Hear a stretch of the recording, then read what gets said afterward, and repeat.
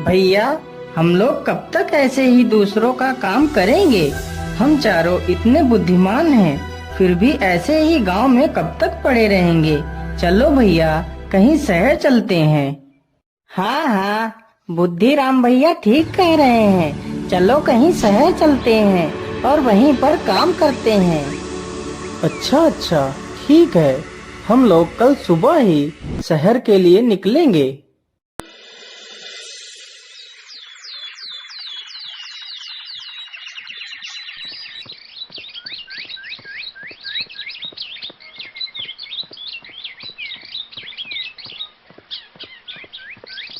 अरे भैया, इधर तो देखो, यहाँ से कोई ऊँट निकल कर गया है। हाँ हाँ भाई, ऊँट तो निकल कर गया है, लेकिन ऊँट एक आंख से काना है। हाँ भाई, ऊँट तो काना है, लेकिन ऊँट पर बैठा कोई जनाना है। उन चारों की बातें गांव का एक आदमी सुन रहा था।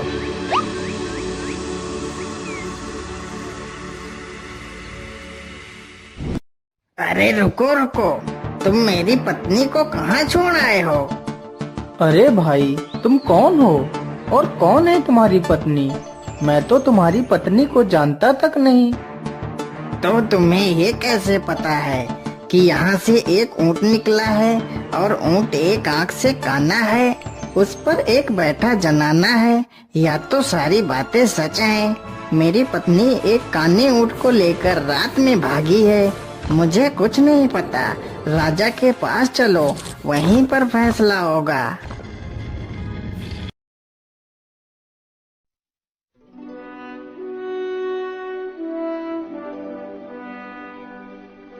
कौन हो तुम लोग और इसकी पत्नी को कहाँ छिपाया है तुम लोगों ने? नहीं महाराज, हम तो इसकी पत्नी को जानते तक नहीं। तो तुम्हें ये कैसे पता है कि उधर से एक काना ऊँट निकला है जिस पर कोई जनाना बैठ कर गई है? महाराज, हम चारों भाई आज सुबह ही घर से नौकरी की तलाश में शहर के लिए निकले थे। तभी मैंने देखा कि जमीन पर ऊँट के पैर के निशान बने थे, तो मैंने जान लिया कि इधर से कोई ऊँट निकला है। अच्छा ठीक है, तो तुम बताओ, तुम्हें कैसे पता चला कि ऊँट एक आंख से अंधा है? महाराज, मुझे यह बात ऐसे पता चली कि ऊँट को जिस आँख से दिखाई दे रहा था, तो ऊँट सिर्फ उसी तरफ घास खाते हुए गया है। यदि वह अंधा ना होता तो दोनों तरफ घास खाते हुए जाता। हाँ हाँ, यह बात भी सत्य है। अच्छा ये बताओ, तुम्हें ये कैसे पता चला कि ऊँट पर कोई महिला बैठी है? महाराज, हमें यह बात ऐसे पता चली कि जब ऊँट घास खा रहा था तो ऊँट महिला के डांटने से धीरे धीरे आगे बढ़ रहा था। यदि कोई पुरुष ऊँट की सवारी कर रहा होता तो ऊँट न दाएं घास खाता और न बाएं खाता। आदमी खींच कर एक हंटर मारता तो ऊँट घोड़े की तरह भागता। हाँ हाँ, यह बात भी सत्य है। अरे ये चारों तो बहुत ही बुद्धिमान हैं, तो क्यों ना मैं इन्हें अपने पास ही नौकरी पर रख लेता हूँ। अरे धनिया, तेरी औरत को कोई और ही ले गया है, तू खुद ढूंढ जाके। और तुम लोग नौकरी की तलाश में जा रहे थे ना? हाँ महाराज, हम चारों नौकरी के लिए जा रहे थे। यदि मैं तुम लोगों को नौकरी दूं तो करोगे? हाँ हाँ महाराज, हम नौकरी के लिए तैयार हैं। यदि मैं तुम लोगों को नौकरी दे देता हूँ तो तुम काम क्या करोगे? महाराज, हम लोग वह काम करेंगे जो कोई नहीं कर सकता। लेकिन महाराज, हम लोग रोज का 1000 पैसा लेंगे। इस प्रकार चारों भाई राजा के घर में काम करने लगते हैं।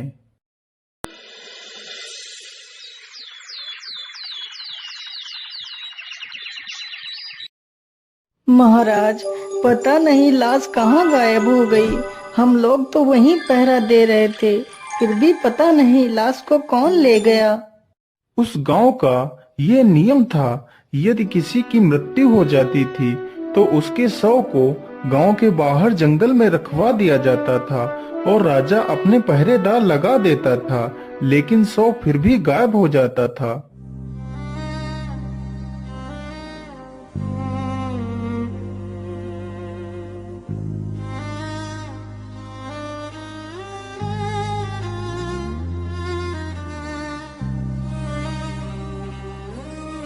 महाराज, आप इतना दुखी मत हो। होता वही है जो ईश्वर को मंजूर होता है। नहीं सेनापति, वह मेरी सबसे लाडली बेटी थी। पिताश्री, आप इतना दुखी मत हो, हम लोग तो हैं ना। सैनिकों, चलो राजकुमारी को ले चलो।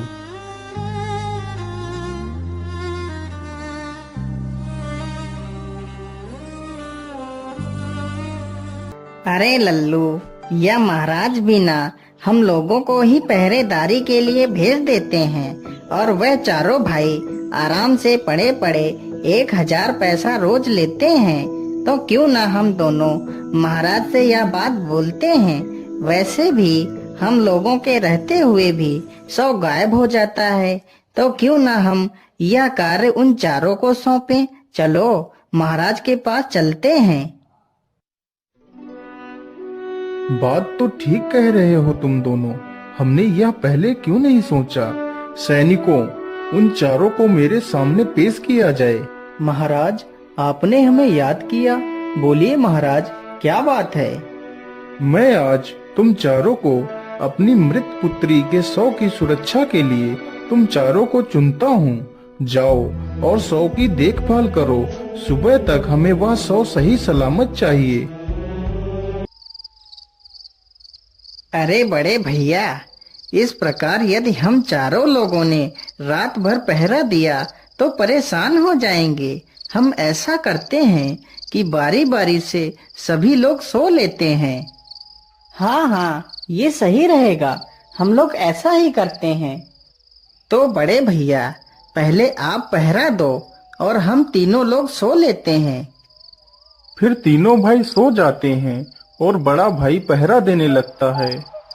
अरे, यहाँ अकेले बैठे बैठे तो मुझे नींद आ रही है। चलो क्यों ना जंगल का थोड़ा सा हाल खबर लिया जाए। ऐसा करता हूँ, 100 को अपनी पीठ पर बांध लेता हूँ, फिर जंगल में आगे बढ़ता हूँ।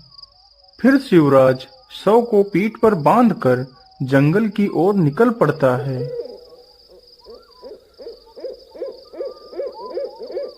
अरे, यह बूढ़ी औरत क्या तोड़ने की कोशिश कर रही है।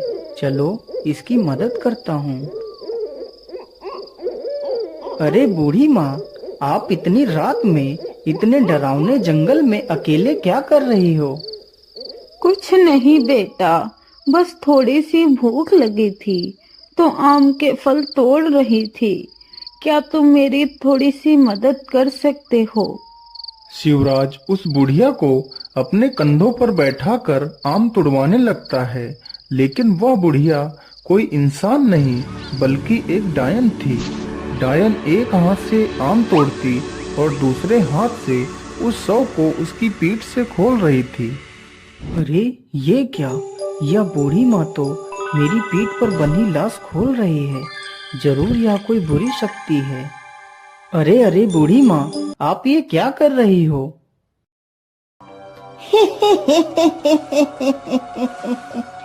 ये लाश मुझे दे दो, नहीं तो मैं तुम्हें मार डालूंगी। तभी शिवराज अपनी तलवार निकालता है और डायन का एक हाथ काट लेता है, तो डायन डर कर वहाँ से गायब हो जाती है। चलो इस हाथ को अपने साथ ले चलता हूँ।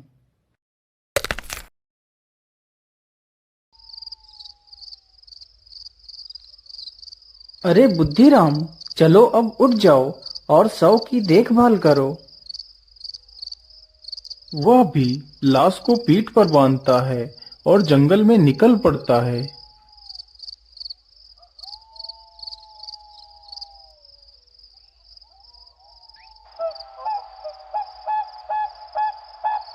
अरे ये आदमी कौन है। मुझे लगता है ये कोई डाकू हैं।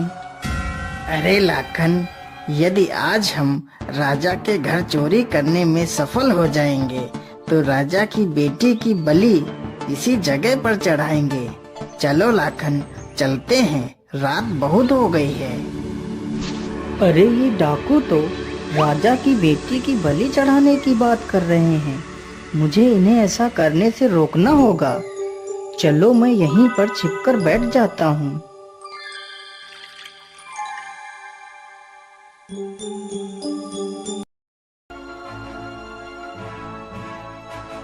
जाओ लाखन और इसकी बलि गुफा में चढ़ा दो, तब तक हम यहीं पर बैठे हैं।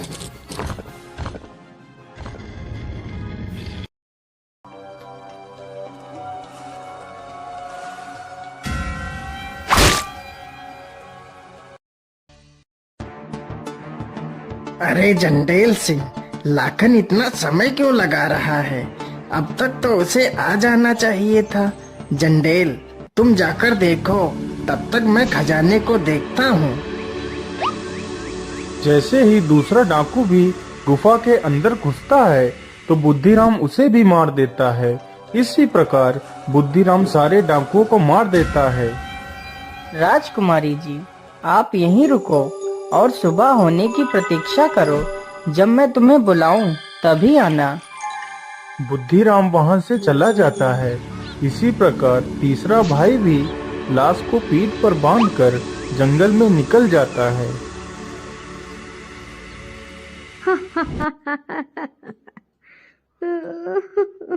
अरे, यह बूढ़ी औरत पहले तो हंसती है और फिर बाद में रोने लगती है। चलो इससे इसकी परेशानी पूछते हैं।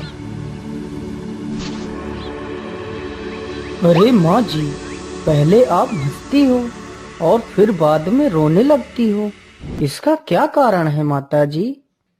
बेटा, मैं एक डायन हूँ। मैं रोती इसलिए हूँ कि कल इस राज्य के राजा की मृत्यु हो जाएगी, और हंसती इसलिए हूँ कि जब राजा मरेगा तो उसे इसी जंगल में रखा जाएगा और हम उसके मांस को खाएंगे। लेकिन माता जी, कल राजा की मृत्यु होगी कैसे, जबकि राजा तो बिल्कुल स्वस्थ है? बेटा, राजा के जूतों के अंदर एक सर्प बैठा है। कल सुबह जब राजा उन जूतों को पहनेंगे तो सर्प उसे डस लेगा तो राजा मर जाएगा। अरे नहीं नहीं, मुझे राजा को बचाना ही होगा।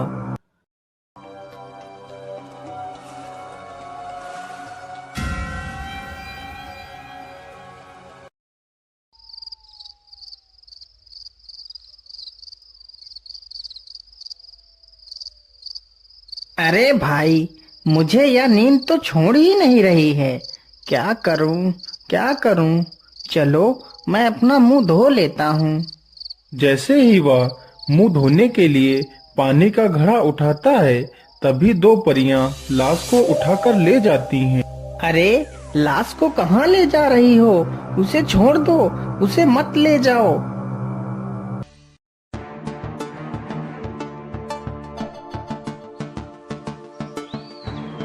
अरे बहन, इस लाश को यहीं रख दो, हम इसे जीवित करते हैं।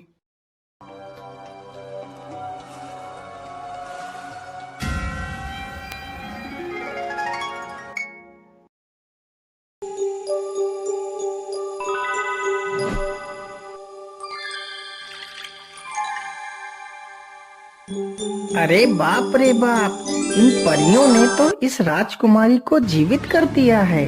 क्या करूं, क्या करूं? चलो इनका जादुई कम्बल उठाकर छिपा देता हूँ।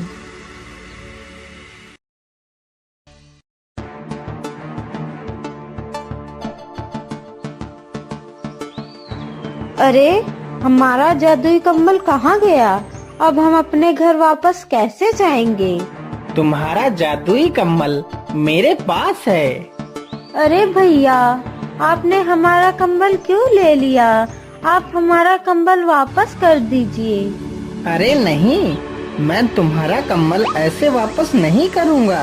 पहले तुम मुझे ये दोनों लकड़ियाँ दे दो, फिर मैं तुम्हारा कम्बल वापस करूँगा। ठीक है, ये लकड़ियाँ ले लो, लेकिन मुझे मेरा कंबल वापस कर दो।